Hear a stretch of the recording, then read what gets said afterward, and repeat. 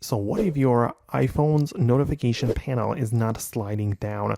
Let me show you some possible things or reasons why it might be happening. First of all, if you are doing this on the lock screen, there are some changes you can perform by going to the settings app, then checking out the Face ID and passcode section. And you can see toward the bottom of the list, we have a set of toggles, which is allowing access when locked, right? And you can see that you can stop the notification center from being accessed, or the control center, or even widgets, right? So if we are talking about the locked iPhone, this is the place where you can allow or not allow sliding of these like different panels. So that would be the first thing.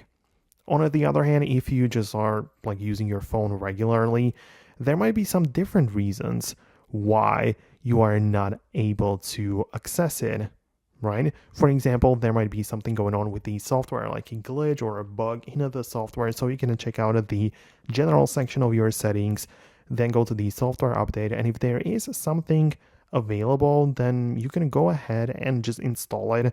So to make sure that something gets fixed. If not, a simple restart of the phone might also get the job done, because sometimes it just gets stuck like this.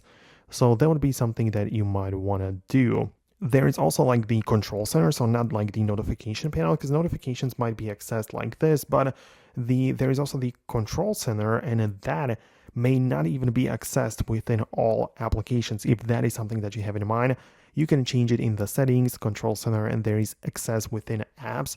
So you need to like allow it if you want to be able to get there even through or from any application. So let me know what you think. Let me know if you managed to set it up and change it, fix it. Subscribe for upcoming videos like this one, and I'll see you later.